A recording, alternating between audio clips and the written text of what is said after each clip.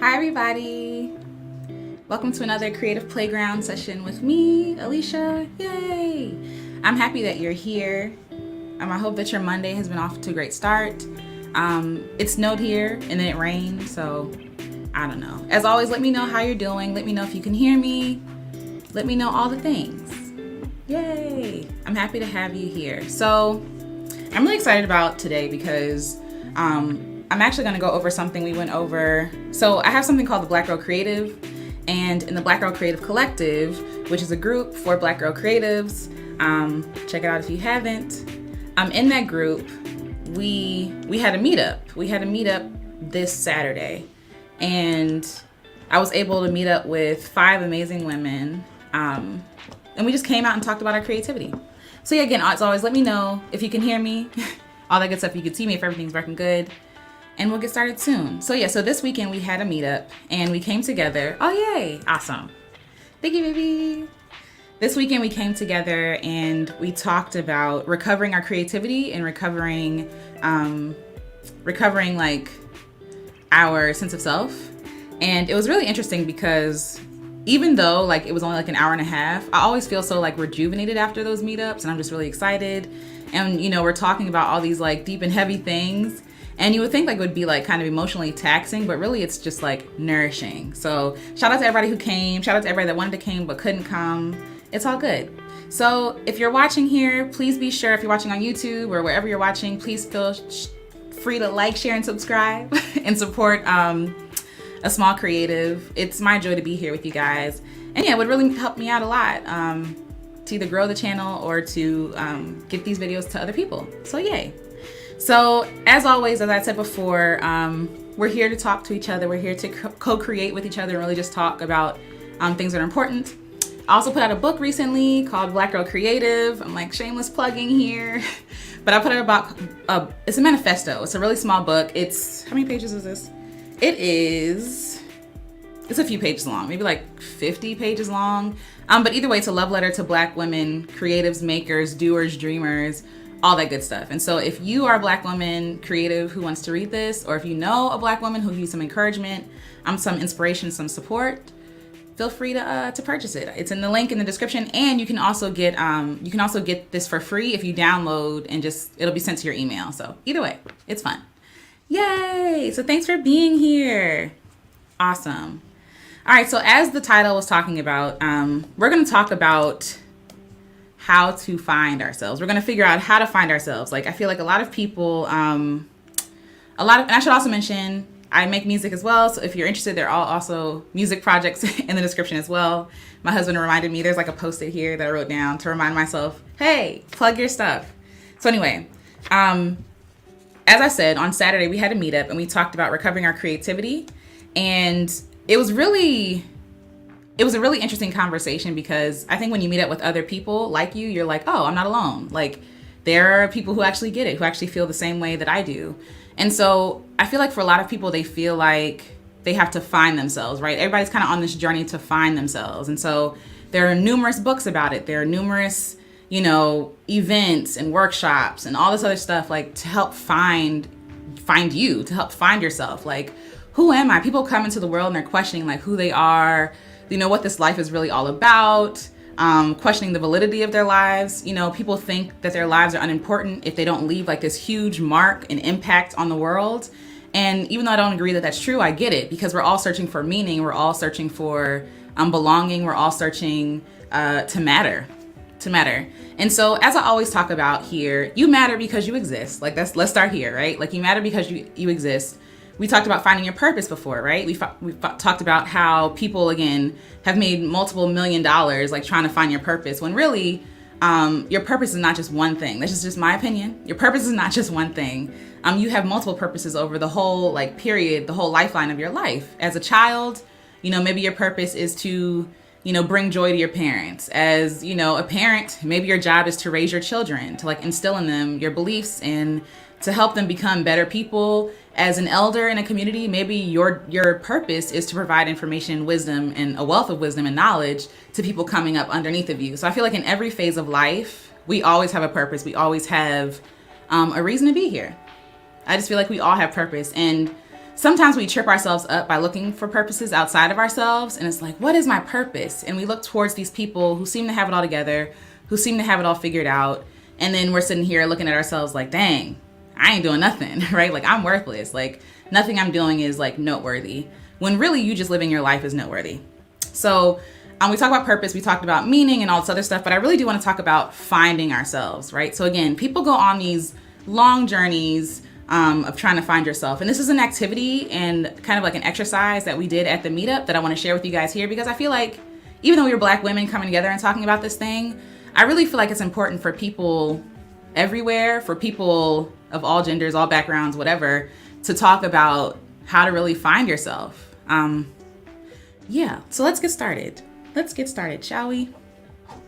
So again, you're gonna have to excuse the 3rd grade drawing, but it's gonna get the point across. So I had everybody take out a sheet of paper, and on that paper, I wanted them to draw themselves. And so it didn't have to be perfect. It was just like, anything that would represent them, right? So for me, I made my person kind of look like a gingerbread man.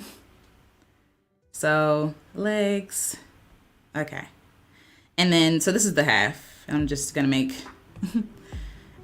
make, another half of this. So yeah, of course, let me know how you're doing, how you've been, how your day was, and all that good stuff. Okay. So this is me. This is representing Alicia as a child. And so really, ideally, I would have like a picture of myself or something, or like a representation of what I really and truly look like as a child. But just for the sake of this, exercise and for the sake of time, I'm just gonna draw this and pretend it's me. All right. So when we're talking about like finding ourselves, a lot of people believe that like we're lost. Like there's this idea that we have lost, I guess, a sense of self, but also like that somehow we've been born here to find ourselves, as if, we're somewhere far off away. People travel the world. Again, people go to extensive lengths to find themselves. When really, I think ourselves, our true self, one, is not outside of ourselves, right? So starting at birth, there are some truths about us that just never change. I think we talked about that here before. I said before that I'm not qualified to judge myself, because how I feel about myself is dependent upon like the day and the time and my mood and did I eat today, all this other stuff, right? But really, there are truths that we're born with. There are things that we're born with that are just unchanging, and we should hold on to those unchanging truths. So, for example, you're loved. You were created. You were knitted together in your mother's womb. You're valuable. You're a masterpiece. These are things that don't change. Like, it doesn't change with your age. It doesn't change with your experience in life. It doesn't change with people's opinions, right? And I feel like the issue for us is that we base our worth and our value in people's opinions so much that we do tend to lose ourselves. And maybe not lose ourselves as in like you lose a pen or something, like you dropped it on the floor, but maybe lose ourselves like put something in front of something so you can't see something, right? So if you're putting all of these other people's opinions of yourself in front of yourself, in front of your true value and your true worth and your true identity, then yeah, you're going to feel like you're lost because you can't see yourself. So hi Barbara. Barbara says, hi Alicia, snow and ice receding, so I'm doing good. That's good. I like the snow and the ice. I don't like being out in it, but I understand people have places to go and places to be. So yeah, so hi. But yeah, it snowed here too. So yeah, I like it. But yeah, so we always feel like we have to find ourselves like, oh, I have to dig in my purse to find myself, right? So to speak, just for the sake of example. When really, it's really just that we can't see. Our eyes have been covered with so much filth and like stuff that's not important, right? That we can't see ourselves clearly. We can't really see our value. So again, back to this example. This is an example of me as a child. For those of you who are just coming here, welcome. This is me as a child. And, you know, when I was born, right, there were certain characteristics that I had as a child that, you know, children, they just have personality about them. Like, they don't have to really learn anything. They don't really have to learn how to be themselves. They just are. Like, they just are authentically them.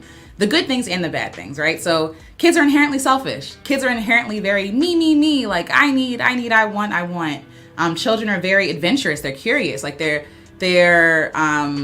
ability to bounce back from failure is a lot more intense than ours, right? Like we become risk averse the older we get because we don't want to fail. Kids don't care. Like kids, like they think that they can fly. You know what I mean? Like they have such a capacity for imagination and for freedom that we kind of tend to lose as adults. And I feel like because of that, kids are able to be themselves. Kids are able to be authentically themselves without really worrying about what other people think about them, you know? And I really believe that as children, we're very clear about who we are, right? It's just up until somebody tells us that we're not, that we start to doubt ourselves. I talked about this before. Me and my friend Jordan had a conversation about children and how growing up in the school system kind of kills your dreams. So like you go into a classroom, and we talked about this at the meetup as well. You go into a classroom and you will ask every kid, who's a great artist? Every hand goes up. Who's a great singer, musician, painter, actress or actor? Everybody's hand goes up. They believe that they can do anything. They believe that they're capable of like being a superhero. Like if you ask them, they'll tell you that, right? But at some age, like maybe second or third grade, then they start doubting themselves. Then you see people putting their hands down. You see people like second guessing, like, oh, maybe I'm not that great at this, you know? And you wonder like, what happened? What happened when they were kids that all of a sudden now they're questioning their ability to be great at something? And then who determines who's great at something and who's not, right? Like, what is this scale that we're measuring our worth and our abilities on? Like, and who made it, and why does their opinion count more than my own? Because maybe I am a phenomenal artist, right? Maybe I'm a phenomenal finger painter. But at some point, like as a 7-year-old, right? But at some point, somebody told me finger painting doesn't count. Finger painting is not art. Like you have to get brushes, you have to use a smock, you have to use a canvas, but also I can't even think of the name of this, like the dish that they put the paint on. Somebody will tell me. But you have to do these things in order to be considered an artist, right? And kids, they don't care. Like again, we talked about, you give a kid a box, they're in a spaceship, you know, they're on the moon. You make a fort and it's like, this is a kingdom. This is like castles and all this other stuff. Until someone tells the kid, this ain't a castle. This is blankets and tabletops and chairs, right? And adults, unfortunately, and maybe even some other kids who have had their dreams crushed by other adults crush the dreams of their children. Adults crush the dreams of their children, and I don't think they do it on purpose. I just feel like at some point, maybe they feel like, oh, my kid has to like wake up now and realize that he has to go into the real world, right? In order to survive in the real world, you have to have these skills. You know what I'm saying? Like you have to do these things and I want you to thrive. And so therefore I have to take you out of this like dream space. Palette. Thank you, Jamal. A palette. I think that's what it's called. Barbara says, yeah, kids are resilient and feel nothing. No one will hurt them. They throw caution to the wind. Exactly. Kids are like, my dream for if and when we have children, I want my kids to be free, like run around in a diaper with their bare feet on the ground, just like being kids. You know what I mean? Like, who cares what this world thinks about you? Like, the time as a child is so precious. Like, you are so protected and so open for like maybe 4, 5, 6, 7 years. And then beyond that, then we're always battling self-doubt and self-worth and, oh, I'm not good enough, right? When really, like, and I said this before, kids come out the womb knowing they're worthy. They know their worth until somebody tells them that they're not worthy. Kids, again, whether it's selfish or not, when a baby comes out the womb and it cries, it's like, feed me, hold me, love me, pay attention to me, give me all the things, right? And so as parents, we give it to them because one, they have to survive. But then two, it's like, of course I'm going to give my kid what they want. Like, why not? Because it brings us joy to see them enjoy something we give them. And of course, I think about scripture when it says, you know, how many of you would give your child a stone when he asks for bread?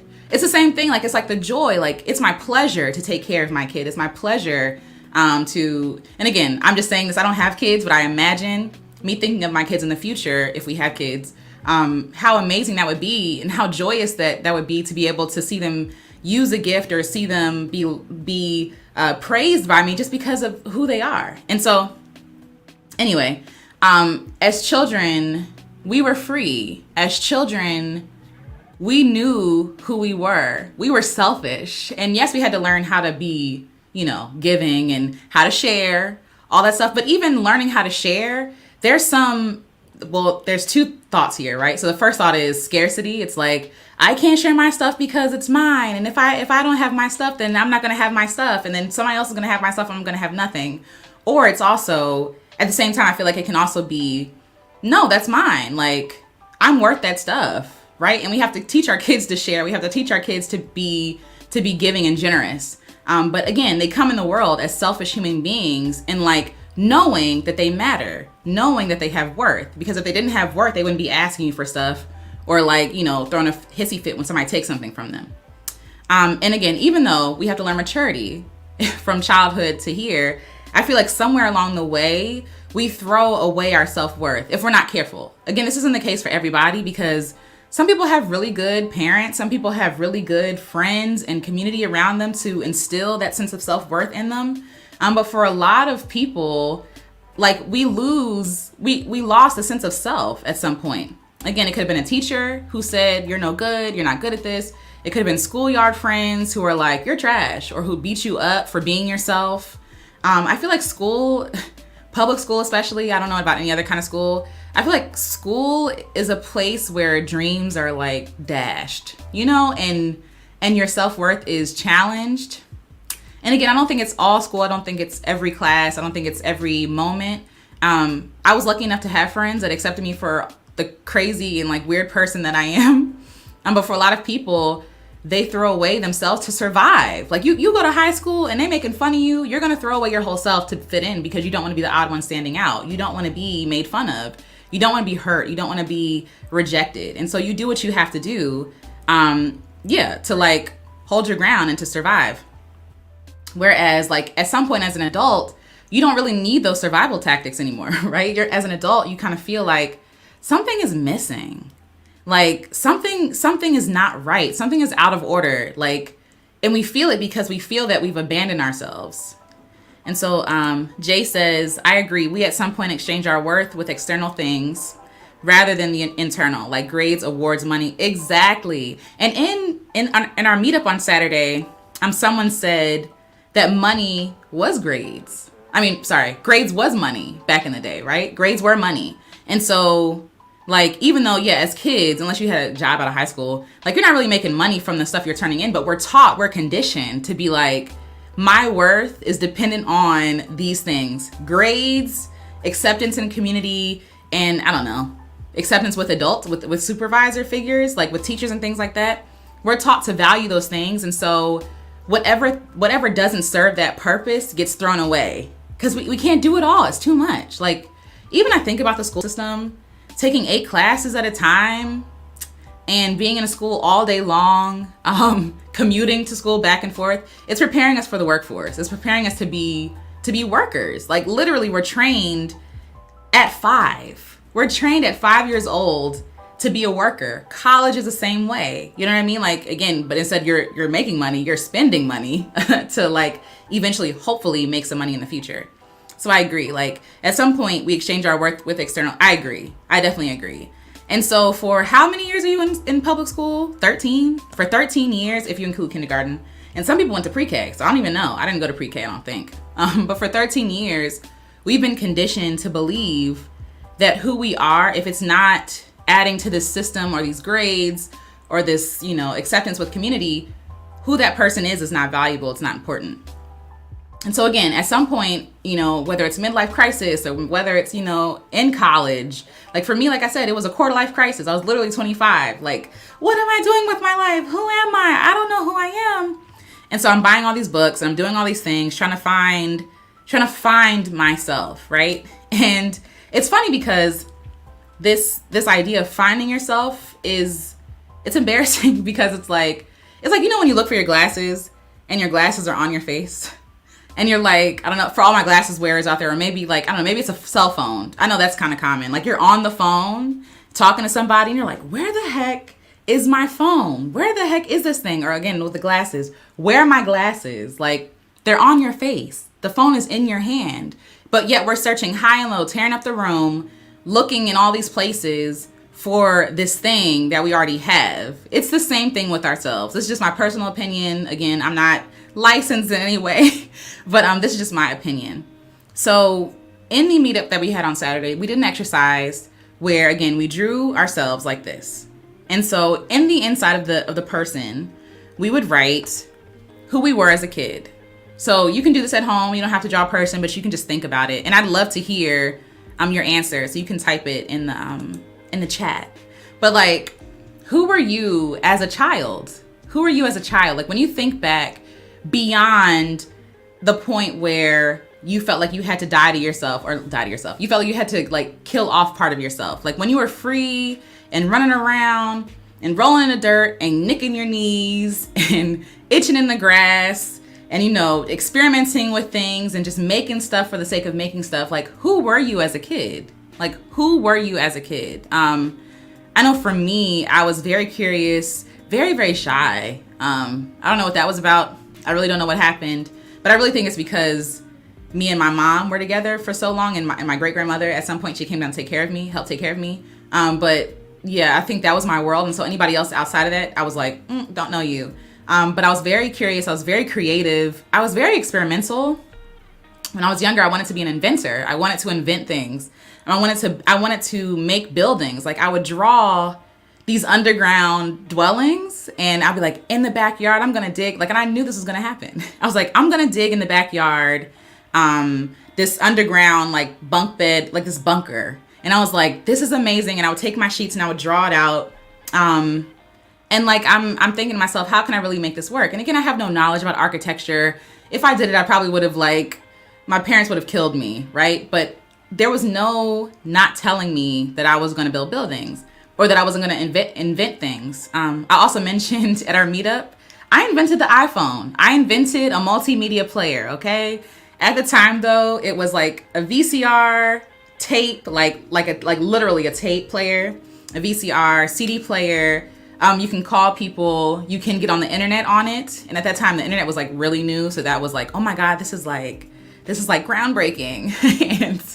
and I had that idea for that, and it could record things, and it literally just consolidated all the stuff that my parents used to carry around. And so, and then, you know, when you're a kid, people will tell you, girl, that's not going to happen. That's not going to work. And what happened? Zune came out, Creative, all these other multimedia player, iPods and stuff like that, all these other multimedia devices came out.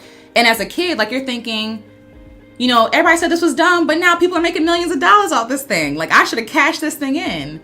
I knew I was going to be a writer. I wrote everything. Like, I bought like these how to publish your own books and things like that. Like, I wanted to do that when I was like 10. Like, they would have those little commercials on like stations like that would play Maury and stuff.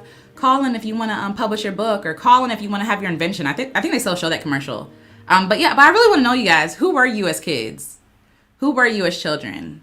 I was free.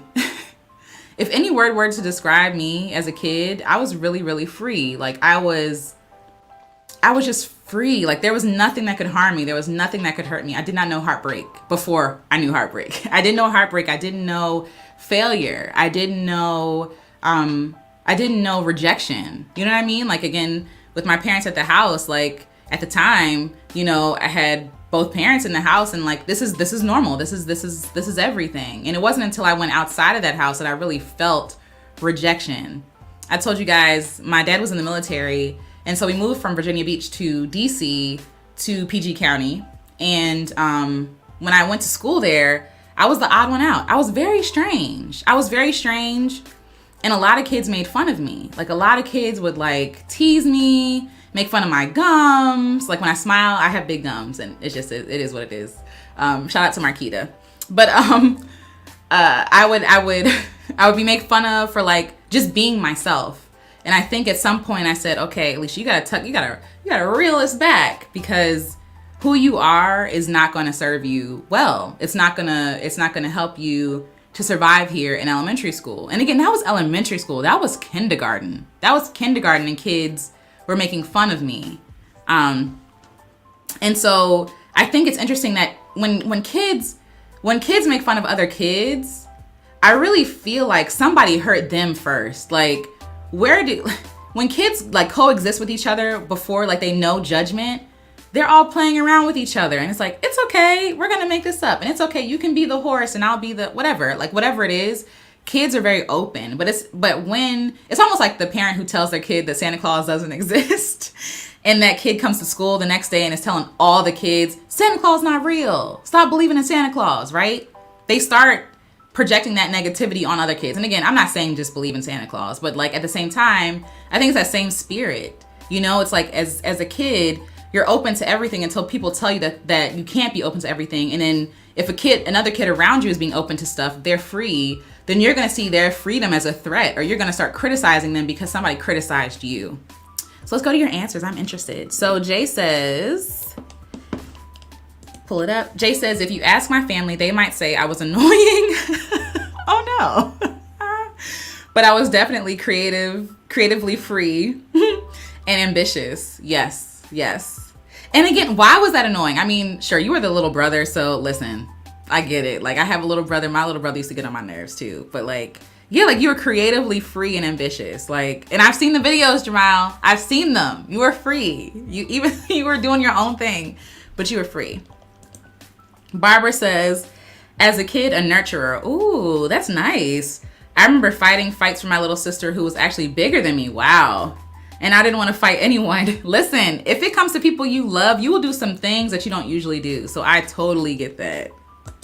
Marquita says, you're looking at my gums. Me. Okay, so let me give you guys just a backstory real quick. It's a real quick tangent. Marquita and I went to high school together, and her mother would give me rides home reluctantly, but she definitely did it, and I appreciate every single ride. And so one day we were in the car on the way home, and I think I had smiled or said something, and I was very self-conscious about my gums back then, about the fact that my lip curls up when I smile, and so it reveals all these gums. And so all this gum, I don't know if it's like gums plural, but anyway, so it would reveal my gums. And so I felt really self-conscious. I thought she was looking at my mouth. You know how people like look at you and they look down? Like they'll look at your mouth or your nose or something. And so I saw her looking at my mouth, and I was like, you're looking at my gums. And my insecurity just came out, and Marquita was like, what? Like what is wrong with you, right? But I was so insecure and so hurt from all the years of like kids in elementary school and middle school making fun of my gums, calling me gummy bears, saying I look like a horse or a monkey or all this other stuff, that I'm like, oh my God, like I can't smile. Now my smile is one of my favorite things about me, right? But like at the same time, because I was dealing with my own personal hurt and my own personal insecurities, I was like, I don't want her to think I'm ugly. I don't want her to think I look like a monkey, like just all this stuff. So yes, that was hilarious. And to this day, we still talk about that moment. Like, and I'm sure Marquita in the moment was like, girl, you crazy. You crazy. Barbara says protector. Yes, that's good. I feel like there was always that kid in the neighborhood who was a protector. Like when they came around, nobody messed with anybody else. Every clique, every little kid clique needs that. I definitely agree that every clique needs that. So shout out to you, Barbara. I don't know who I was, and they were just weird. But anyway, I love it.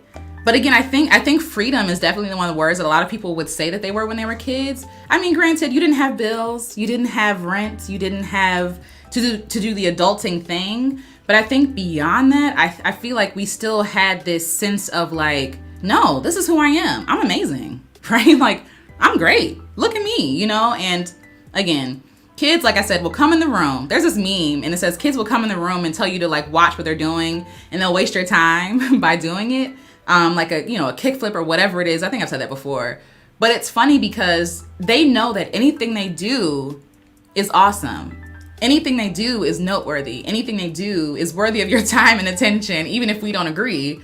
Like when you're talking to your friends and a kid comes up to you and just like tugs on your shirt, hey, pay attention to me now. That same, it's fueled by a sense of self-worth, a sense of self-value, and a sense of like, oh, I belong here. I belong.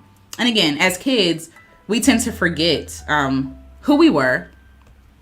And I'm sorry, as kids, we forget who we were because of things that we went through. So at some point, you start off being free, you start off being creative, you start off having fun, right? You start off being social or whatever it is for you that you describe yourself as a kid. and then something happens, right?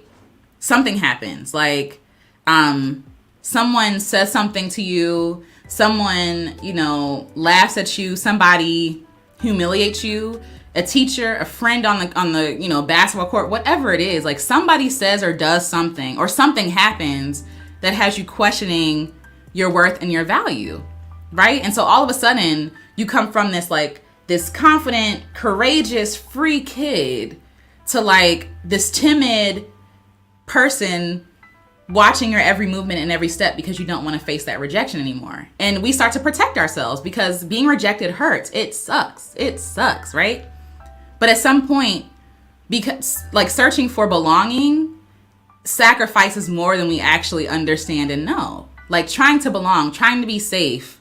You do what you can do in the moment, but beyond that, you forfeit yourself. You forfeit like the essence that God put in you. Like you forfeit the good stuff, trying to be liked and accepted by everybody. And that sucks. Barbara says, they were teasing you because they knew it bothered you. Yes. You have a beautiful smile. Wish I had dimples. Oh, yay. Thank you. I appreciate that. And yeah, I agree.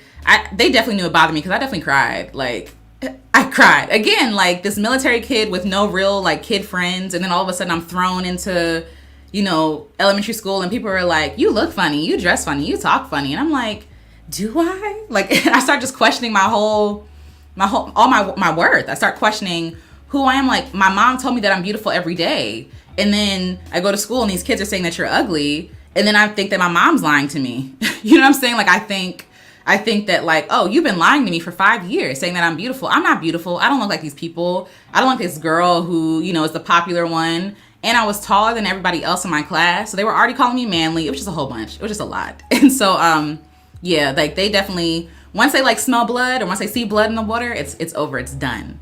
And thank you. I appreciate that. That really means a lot to me. Hi, Priscilla. Priscilla says such a word. Oh yeah, I'm glad. I'm glad that you're able to take something from this. Searching for belonging sacrifices more than we know. Yeah, for sure. Absolutely. Sis, if you don't speak on that word tonight, I'm trying. I'm just glad that you're able to get something from this. But yes, like, so again, we sacrifice more than we know. Like we give up more than we know. And we think safety is like the ultimate, like, this is what I need. And in the moment, maybe you do need safety as a kid, right? But safety is not worth it if you can't be yourself, if you can't be who God created you to be. You know what I'm saying? Like, what is the point? Personally, I'm just be honest with y'all, I'm working through my own fears and my own self-worth and value in the sense that like, am I qualified? Like even doing this live, right? Every time I do this, I get nervous. I get so nervous because I'm like, what if I say something stupid? What if somebody doesn't get what I'm going to say? What if people say something mean? And safety would tell me, girl, don't even turn on that camera. Just go watch TV. Just go hang out with your husband. Like go eat something, like get on the phone and talk to your friends, and there's time for that. But at the same time, am I willing to throw away who I am, not who I want to be, who I am for the sake of safety? Safety looks good. Safety feels good. Safety, like, it's like, come, just cuddle with me. Like it's like warm, cozy blanket, right? But all the while it's strangling you to death. Like all the while, even though in the moment, I feel like there are times to pull away and to get under people and under things and like just pull away from society. But one thing that safety will do, if you're not careful, is that it will trick you into believing that this is the best place to be, that it's easier to be safe, right? It's easier to be safe in the short term. Long term, it's not, because we forfeit so much. There are people who choose safety and 30 years down the line, they're like, why the heck didn't I do that thing? Why didn't I start that thing? And I never think it's too late for anybody to start anything, but I don't want to have that regret at all. I don't. And so again, even in my fear, I'm showing up here and talking to you guys and doing this thing, and I can't draw. And so like, I'm doing this stuff, and again, safety would say, girl, don't do it. But I know that who I am deserves honor and time. Who I am deserves time to develop. It deserves time to fail and to be bad at something and to become better at something. It deserves to be seen. It deserves to be like not tucked away because I'm afraid of what other people are going to say or think. Winged Wolf 500 says, sounds like you can compare it to Peter Pan and Hook when he lost his memory and ability to fly. Wow. That's a good analogy. That's a really good analogy. I didn't even think about that. That's perfect. Jay says, that's interesting that the words of strangers seem to have more weight than those that's interesting that the words of strangers seem to have more weight than those closest to us or ourselves. I think so. I think when I'm younger, it does. When I'm younger, I feel like the words of strangers hurt me more. As I grow older, the words of my friends and loved ones hurt me more. So, like, I have a fear of being seen by, we talked about this before in a previous live, I have a fear of being seen by people I know. Like, when I see people I know in the comments, I'm like, oh, like, you know, because I value that relationship. I think as kids, it's just kind of like jarring because, or just starting something new is jarring because you're so used to being in a community with people who know and love you and support you. And so when you come out of that community and you go into, you know, this school where you're new and you're small and like you don't know anything, you haven't experienced anything, and these people, you know, tear you up, you know, cut you up, so to speak, yeah, you're gonna bleed. And so it's like, oh my God, I never knew such pain. I never knew such rejection. So I think for me, starting something new and then being a kid, like those are the times that I'm most like tender, the times that I'm most like afraid of like other people outside of my core people. Yeah, because it's risky. It's risky. And everybody who's not your friends or family, they don't owe you anything. They don't owe you to be nice to you. Like, even though I think everybody should be nice to everybody, they can say what they want to say because they're not attached to you. They would never talk to you. Like some of the criticisms I've gotten, even in music and stuff, people have said mean things to me that they would never say to their parents. Like they would never say to their kids or their friends, right? But it's like this wall, like the internet especially has created this wall where it's like, oh, I can say whatever I want to say and there's no consequences to my actions. And therefore they go hard, like they just go ham for no reason. And then people on the other end, if they're not careful, they're like, oh snap, like this person hurt me and cut me. You know what I mean? So, Edenia, hi. Wait, Edenia, wait. That picture looks familiar. Fear that you're not good enough. Yes. The fear of not being good enough, for sure. Like, listen, that fear will hold you back. And the thing is, nobody knows what they're doing. Nobody has any idea what they're doing. Everybody is just winging it. Like, even the people we look up to, again, I said this before, there was an artist who throws up, and he's been performing for like years, for decades, throws up before every single performance. And then he gets out there and he kills it. And we think like, oh, it's just easy. And like for him, it's like, no, every performance I throw up, every performance I'm nervous, I'm scared. And I really feel like this idea of good enough is like, what does that even mean? Right? What is good enough? What is good enough?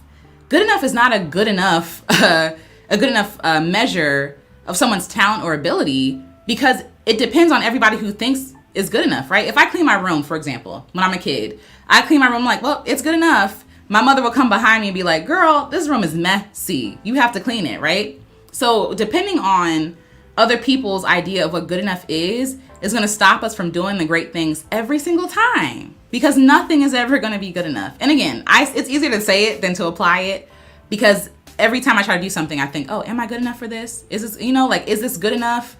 Is this good enough to put out in the world? And I really feel like the only way to get better at something is to do it. Is to be bad at something. Like we all have to be brave enough to be bad at something, to suck at something, to struggle through something, to figure it out and to become better. You know what I mean? Yes. Okay. So again, back to this drawing of the child. So on the inside, you would write who you were as a kid. And again, that could be anything. That could be you were free, you were fun loving, you were experimental, you were creative. I feel like everybody is creative. You're born creative. Every child comes in the world with an imagination, and you still have it. Even people are like, I'm not really creative. Yes, you are. You problem solve all day long. Like you are creative. And so again, kids don't have to learn how to be creative. Kids just are. Like you put a kid in a room with a blanket, they tie it around their neck, they Superman, they're doing flags. They'll find a million things to do with one object. And so I think it's not a matter of, again, finding yourself, finding your creativity, finding like your dreams and all this other stuff. I feel like it's not a matter of searching outside of yourself and going out looking into the world. It's a matter of coming back home to yourself. It's a matter of like unlearning. So before I get ahead of myself, on the outside, So again, we talked about the inside of this, right? The inside is who we were as kids. I want to do yellow because I like yellow. All right. So the inside is who we were as children. On the outside, let's do this. On the outside of this example of the kid, I'm like stuttering. You would then write who you had to learn you had to be.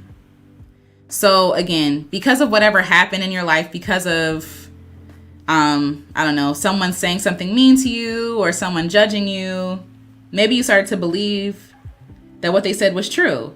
And so because someone hurt you, you're going to like protect yourself. Like I said, like you stop being all of yourself. And then on the outside, like who you had to be, who you had to learn to be to survive. For example, I was really weird. I still am weird. It's okay. Like I'm coming back to that and I'm owning it. So I was really weird as a kid.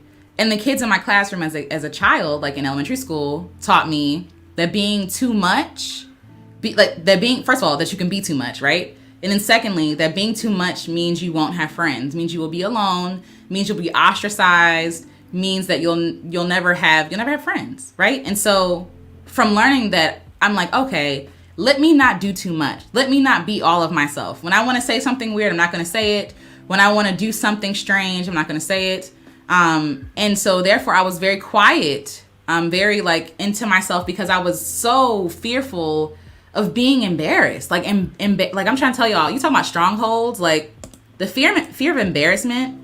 The fear of embarrassment was like a stronghold in my life. Like I did not want to embarrass myself for nothing. I did not want to bring any shame to my family, to my friends, to myself, because I saw that like once you shame yourself, once you embarrass yourself, that's it. Like it's social suicide. Yes. Cantrice. Tell me how if I'm saying it right. I'm sorry if I mispronounced it. It says kids aren't jaded. I agree. Kids are just so pure and just so like untouched. And that's why like I want to get back to that place. Like I just want to get back to that place as much as I can anyway. Barbara says, good enough is being comfortable with yourself so you're able to ignore naysayers to a point. Yes, constructive criticism is always good. I agree. And we have to learn how to differentiate between constructive criticism and like just people being trolls and just being mean and nasty for the sake of being nasty. And like, because either side is bad, right? Every single constructive criticism someone has to offer, it's like, I failed, I suck, like da-da-da, like you'll never do anything. And then on the other side, if you're never taking in what other people say, then you're never going to improve, because some people want the best for you, and you should consider their opinions and what they have to say.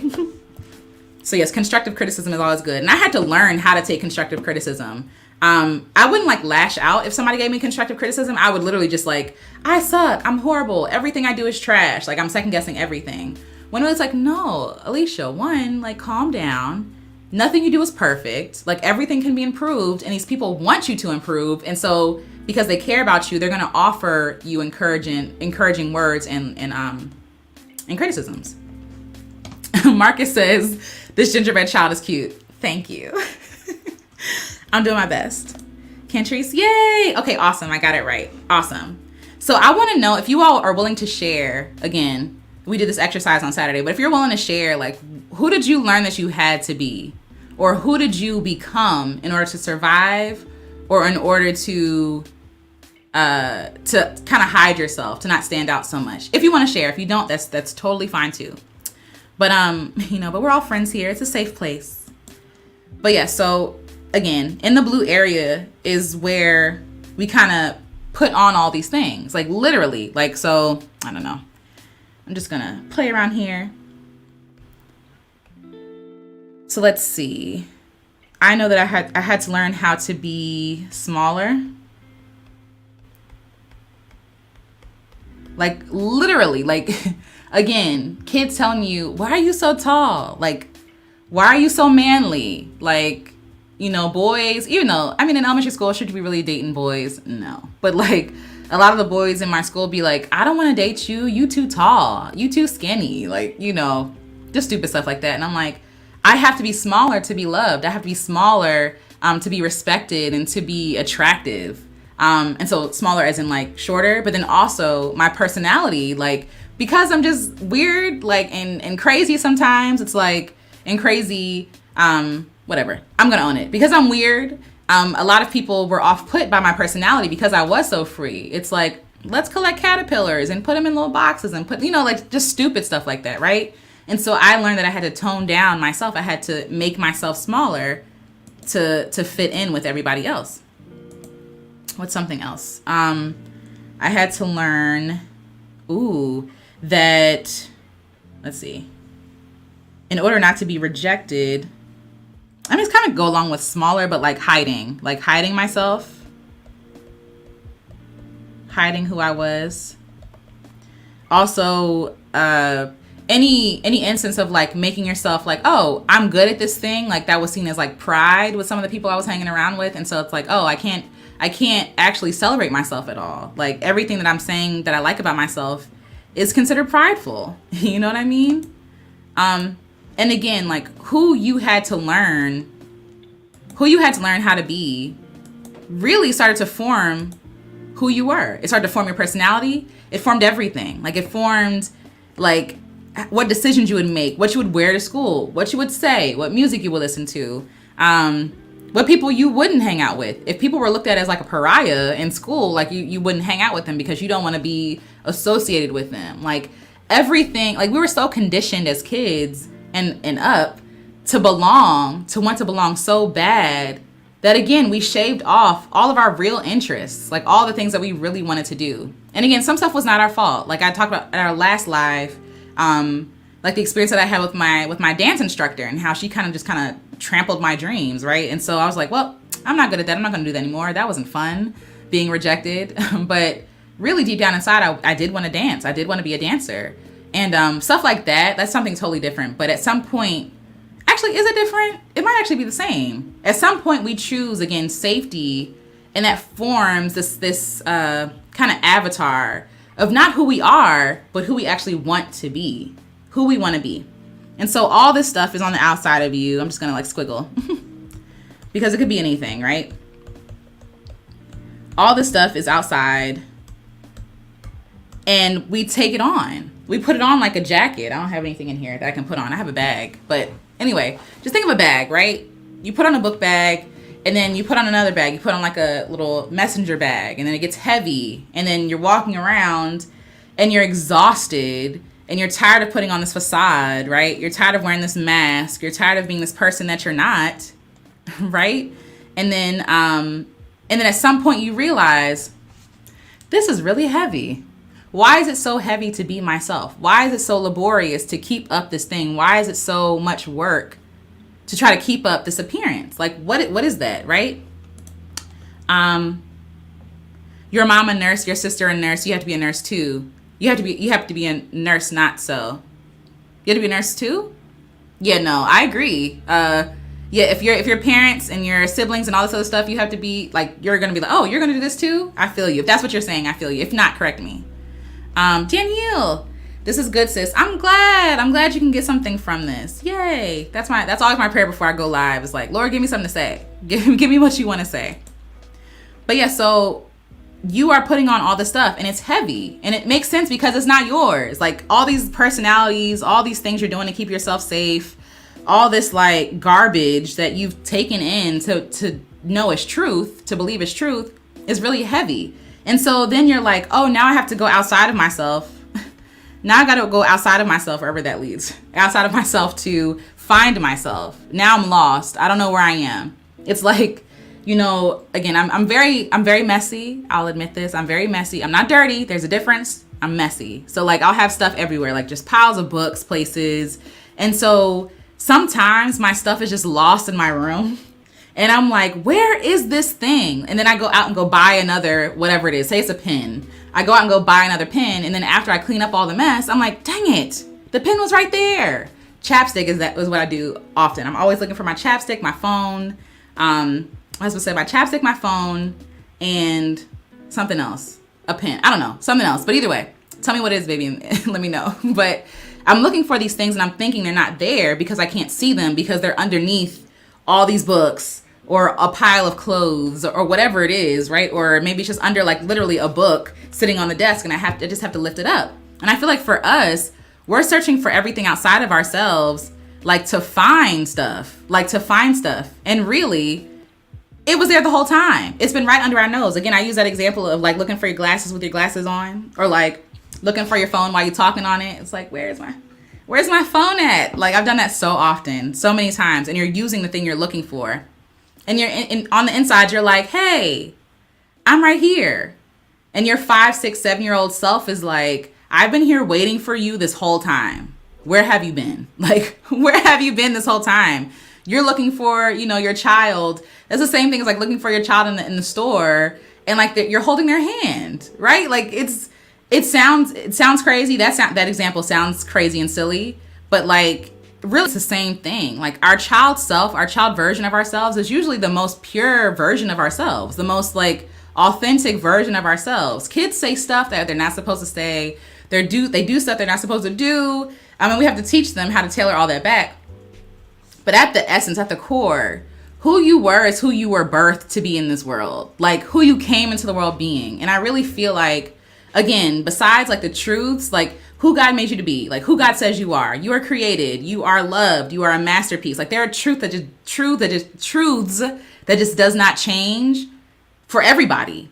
Everybody's loved. Everybody's important. Everybody's a masterpiece, a work of art, like all this stuff, right? But there are certain things that are specific to you that God like put in you, and you're not being the person that God put you to be. And then you wonder why you don't feel like you fit in with yourself. You wonder why you feel so lost, right? Like you feel like something is just not right. Something is missing. And then we feel like, oh, I need to go on a trip, or I need to go to this thing, this conference or whatever to find myself. And really it could be as simple as listening to the child inside of yourself. And I'll get to that in a second. Danielle says same. Yes, I'm messy. Okay. Messy. Marcus says you're using the thing you're looking for, yourself. This. Exactly. Danielle says I'm working on not hiding anymore. Same. It's hard, but recently it's been really in my face. That's good. At least you know what you're doing. That's the first step. Like some people don't even know that they are hiding, And then I guess like you should ask yourself, like, why are you hiding? What is the worst that could happen if you, and again, I'm saying this to you, Danielle, because I'm saying it to myself. I'm working on that. Like literally this week, I'm trying to make a video about that and just putting myself like, exposure therapy. Again, I'm not a therapist, but this idea that like whatever you're afraid of, you just keep putting yourself in front of. I'm trying to make myself seen. Like this is why I do lives like this too, to make myself seen. So I don't have an excuse to be like, oh, I need to hide. I don't have any place to hide here. There's no editing this video. Anything could happen. It could fall apart. Like, and so I'm trying to set myself up for worst case scenarios to happen. And so if they happen and when they happen, I'm like, oh, it's not that serious. It's not that big of a deal. But really ask yourself, like, why are you hiding?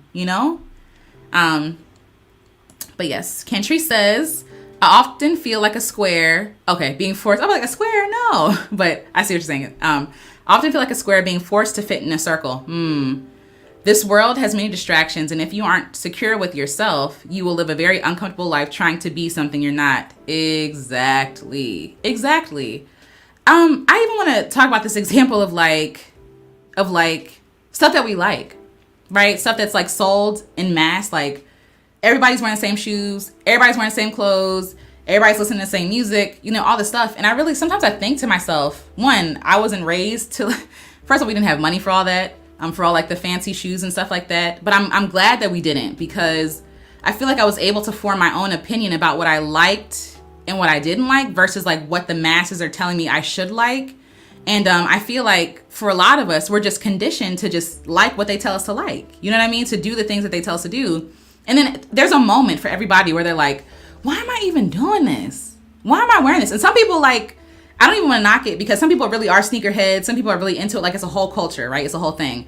But for a lot of people though, it's just like, oh no, I just want to fit in. So I just want to wear these things. And I'm using a shoe example because that was kind of what was happening when we were in school in PG County. It's like shoes or clothes or whatever it was. And I stuck out because we would shop at thrift shops. We would shop at Payless, you know what I mean? When Payless was a thing, RIP. And because of that, I grew kind of a thick skin to like people making fun of me about clothes. I didn't really care about any of that stuff. But it really taught me to like, the things that I actually like. I had no access to the masses, right? So I was able to do that. And I really feel like sometimes we should look at ourselves and be like, do I even really like this thing? Or are people telling me to like this thing? And I feel like to be a good person, I have to like this thing, if that makes sense. Danielle says, yeah, it's hard, especially being an introvert. I feel you. I don't know if I'm an introvert or not. I feel like at one point I felt like I was an introvert. Hold on. Marcus says, RIP Payless. Yes! RIP Payless. I was so sad. But yeah, I don't know if I am an introvert or if I'm just like, I don't know.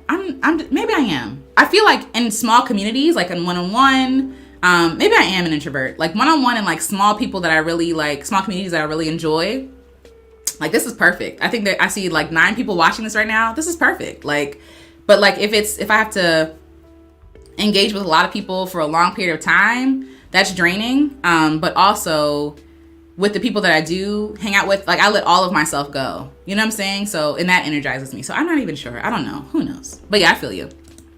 Danielle says, right. Yeah, that's good. Oh, yay. I'm glad. Barbara says, I taught myself to speak correctly from the projects. Teased at a party because of my speech, but realized with my work around various people, I had to in order to communicate with many. You have right. Okay, got you. Yes, absolutely. Absolutely. I feel you. I feel like on some level we all kind of code switch. Like I was made fun of in high school. Like they said that I talk white at the time. I don't know how I sound now compared to then. But I was like, talk white? What does that even mean? What does that mean? And they're like, you're not from here, you talk white. And I did grow up in PG County, technically. Like, I wasn't from PG County, but I grew up in PG County. But I didn't sound like PG County people or like what seems to be like the norm. So I feel you on that. Yeah, you gotta do what you gotta do. Yes, RP Payless again. Edenia Austin, again, please correct me if I'm saying it wrong.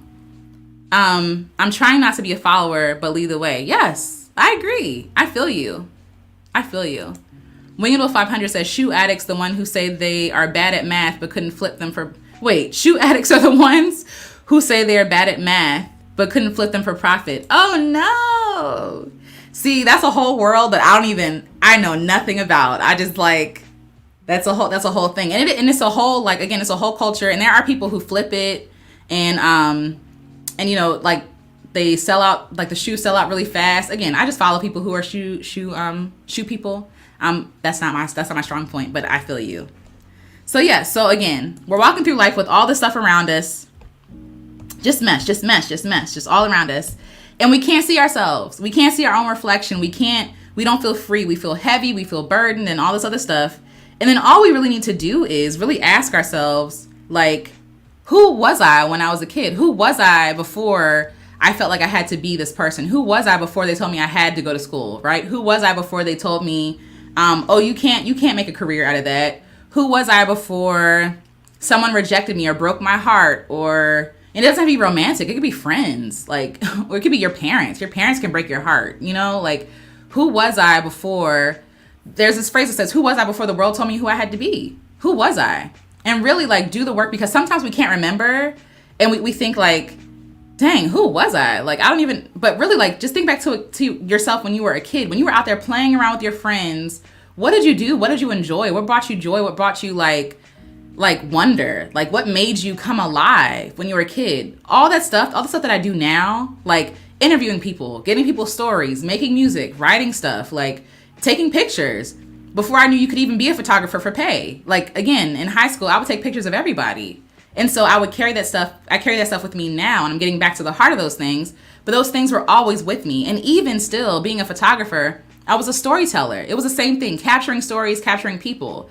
It's all aligned. And I feel like when we're trying to, like, either recover a sense of self or our dreams or just hobbies or interests or who we are as a person, I feel like that's when we start to feel free.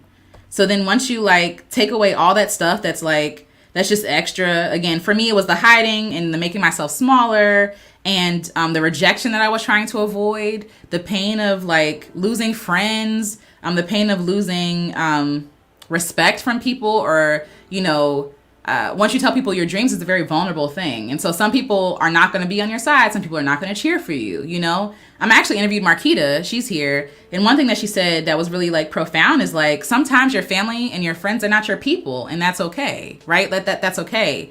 And I took them either rejecting the art that I was making or rejecting or not getting it or them not being my people as them rejecting me. When really they weren't rejecting me.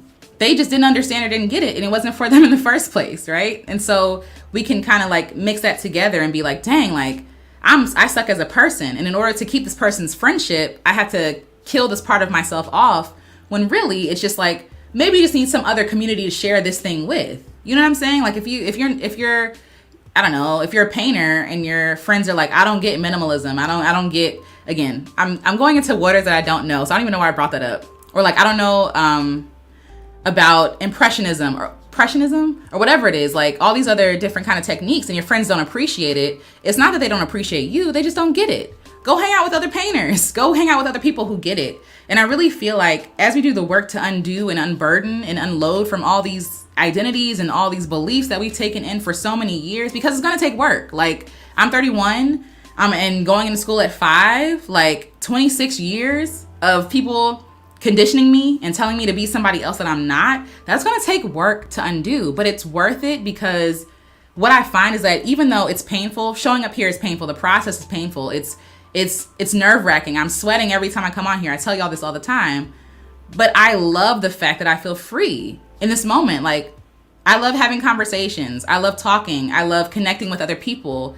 And that stuff matters more to me than the fear that I feel, than the fear of rejection or people not getting me or people throwing me away, right?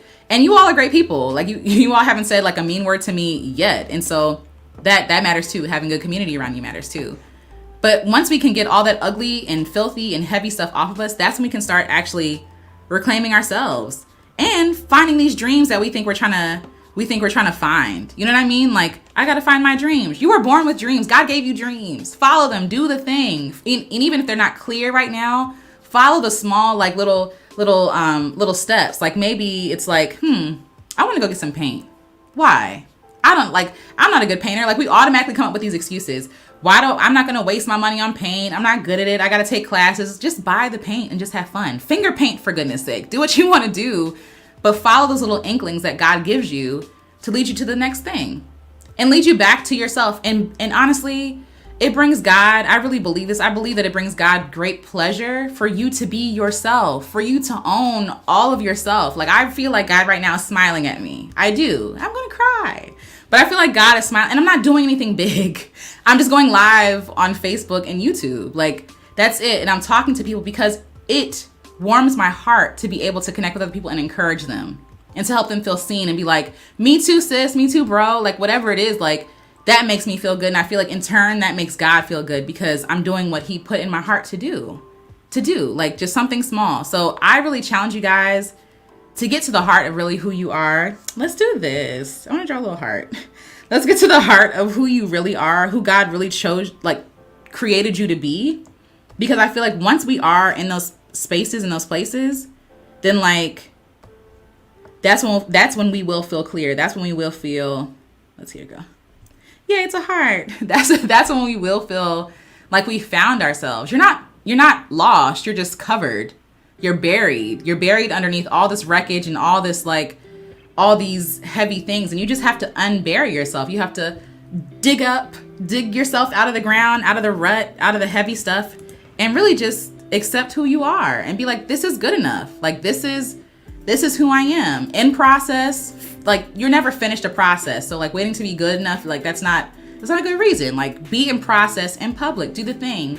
And I really feel like then we'll start to find ourselves. So if that makes sense. Indenia, yay. Okay. You said you're saying my name right and I thank you. Yay. Awesome. That makes me happy. Thank you. No, but if I get any of you guys' name wrong, please tell me because I'm very big on that about getting people's name right. Danielle says, yep, that's it. Rejection. I feel you. Rejection sucks. It hurts. Rejection hurts. Ugh. And some people don't know how to reject or not even reject or just not get a thing without rejecting a whole person. And that's their work to do. But a lot of the time it has nothing to do with you. Like, you know what I'm saying? And it takes work to get there because initially it's like, oh, They don't like me. They don't love me. I suck. I'm trash. But yeah, that's... Jay says, gives glory to God when you're walking in your gift. Absolutely. And purpose. We're designed to live for his glory and the good of others. You're doing that right now. Praise God. That makes me happy. And it's so true.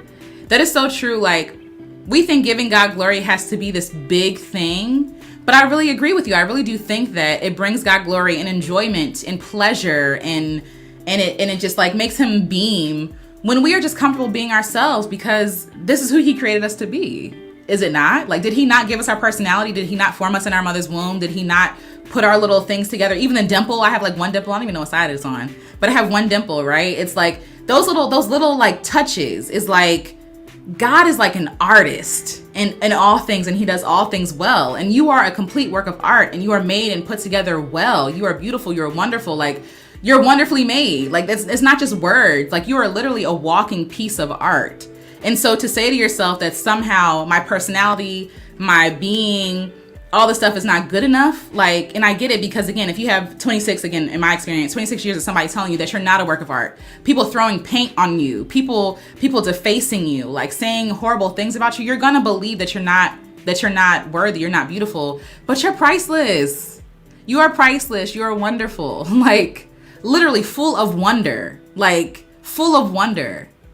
Full of wonder. And that includes your personality, that includes your quirks and your interests and your passions and all the stuff. Like, y'all can get me going. But either way, like, I hope that what I said made sense. I hope that you got something from this. And I really hope that you start being all of yourself, like all of yourself, following every single inkling, like every interest. And every interest doesn't have to be a business. It could just be an interest, and really just taking pleasure and delighting in the things that God gives you to do, that God has put in you. Your interests, your hobbies. Like, again, I paint. I'm not a painter, but it feels good. And I feel like in that moment I can connect to my creator, right? And I can just create something for the sake of creating something.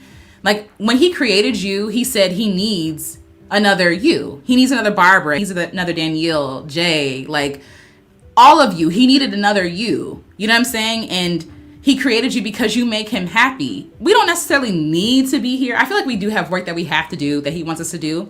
But really, God is complete in himself. He doesn't need people. He doesn't need animals and trees and like all this stuff, right? And more stuff to take care of. I mean, he's God, so maybe it's not work for him. But he does it because it brings him joy. And we can do and because we're made in his image, we can do things that just bring us joy for the sake of bringing us joy. You feel me? And that brings him joy. Anywho, Danielle says, this is helping me. God has really been talking to me about this. I'm glad. I am glad. And I'm working with it just like you are. Being seen, rejection, all that stuff, because that's traumatic. Rejection is traumatic. You know, we're geared towards community. We're geared to belong, you know, to contribute. And when we feel like we can't contribute, when we feel like our best isn't considered contribution, then we start to question like our value. Like, I feel like that's, so rejection, it makes sense. It makes sense, sis. Barbara says, love the pic, love the red heart. Yay! Comfortable with being, amazing you. Oh, thank you. I appreciate that. I appreciate that so much. And Dina says, joy comes when you're happy doing something, even if you like it, and hang it on the wall. Absolutely. I don't have nothing right now. But at my mom's house, when I was staying there, I had paintings on my own wall, and I painted those things. And I agree, like, it brought me joy just to look at that stuff. And I'm never going to be in somebody's museum for painting, probably. I mean, I won't say never, but yeah, absolutely. If it's good enough for you, if it makes you happy, that's joy. Danielle says, Alicia, God is using you. I'm glad. I was just meditating on that scripture, Psalm 139, 13, 14. Yes, yes. For all of you who, even if you're not spiritual, that scripture is so, like, that whole passage, Psalm 139, is just like, what? Like, I take time and really think about this, because if we tell God that his works are marvelous, if we tell God that everything he does is perfect, we don't have the ability to exclude ourselves. Like, we don't get to exclude ourselves. Everything he creates is perfect. Everything he creates, he does well. He does marvelously, right? And so that includes you. That includes you. And every like good work that you do, that includes you. So like, literally, it's like, we hear it all the time. I'm fearfully and wonderfully made. But what does that mean? What does that mean? Like, really think about and chew on that. What does that really mean? And again, checking ourselves. One, if everybody's a masterpiece, how we treat ourselves, but also other people matter. Like how we treat them, how we talk to them, how we look at them, right? like that matters because I'm a masterpiece just like you're a masterpiece, right? Just like you're worthy, you matter. And so I'm going to treat you better because we are all masterpieces. And I also have to treat myself better because I'm a masterpiece. I don't get to talk down to God's masterpieces, and that includes myself. So I hope that makes sense. But either way, I love you guys. I love you guys so much. I thank you for being here. I really hope that you got something from this little gingerbread, this gingerbread drawing. And yeah, just go on and really think to yourself. You can do this exercise at home. You can just journal it. You don't have to draw it. But really ask yourself, one, who was I, right? Who did I learn that I had to be? Or who did I become? And then also ask, what is it going to take for me to get back there, right? So in our meetup on Saturday, one thing I said was that I was born curious and creative. I learned, unfortunately, that that being all of myself was painful because people rejected me.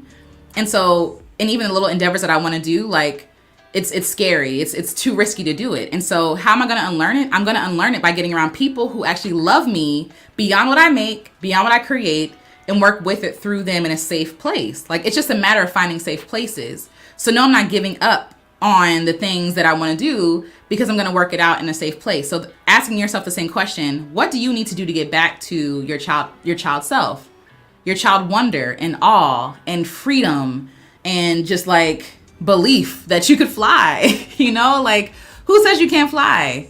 Everything that's amazing right now, somebody told them that they couldn't do it. And they said, okay, I'm still going to do it. Just like children do, right? We have to get back to that place. And I feel like God wants us to get to that place with wisdom, with maturity, right? But still having that childlike sense of awe and wonder. Just like looking at a sunset and just being amazed and floored by the beauty of God, right? Just simple stuff. Kids are amazed by the smallest stuff. And it's time for us, I feel like, to go back to our child selves. So that's all I have to say today, guys. I hope this was helpful. You guys have made me very happy. Thanks for coming. Thanks for spending time with me. And again, share with somebody if somebody else needs to hear it. Like, subscribe, all that good stuff. It's really weird for me to ask to do that. But it really does help me as a creator. One, it helps me like boost self-esteem, but also it helps other people to find this stuff. So, So Barbara says, oh wait. Danielle says, love you too. Yay!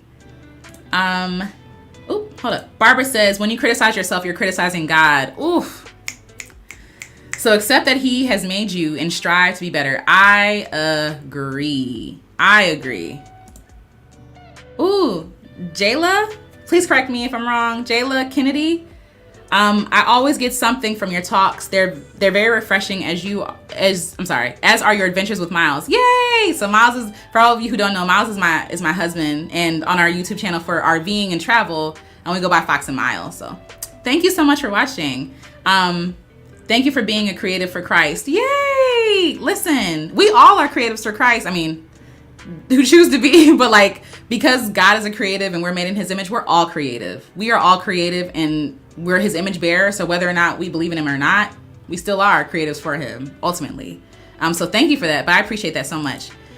Cantree says, great live. Yay, I'm glad. That makes me happy. Yay. Marcus says, great job. Yay. Thank you. So again, thank you all so much. I will be back here tomorrow for music if you're interested. And I think what I'm also going to do in the future is I don't know. Y'all tell me what y'all think. I'm thinking about just going live on Mondays and like maybe every other week do music and then every other week do talking like this and creating. Y'all let me know what y'all want to hear, what y'all want to know. It's whatever. But yeah, I just want to make sure I'm not doing too much and like overwhelming people and be like, oh wait, I missed it. Wait. So I just want to make that a thing. So yay. Winged Wolf said great live. Winged Wolf 500 said great live. Thank you. I appreciate that. Jayla Kennedy says, yes, you pronounced it right. Yes. Not many people do. Bravo. Thank you. And that's a beautiful name. But yes, until next time, you guys, keep loving yourselves, keep creating, keep doing the thing, do it scared, and really get back to the heart of who you are and who God created you to be, because that matters and it brings him glory and it brings him joy for you to be yourself and to find yourself and uncover yourself. So, and you're a work of art and you're good enough and you're worthy of love and celebration. And yeah, like again, you're a work of art. Just think about that. And also read Psalm 139 if you have the time and capacity, if you want to. Yeah. Joe says, great job. Thank you. Thank you guys so much. And until tomorrow, you guys, I love you. I love you. I love you. Thank you so much. Talk to you guys soon.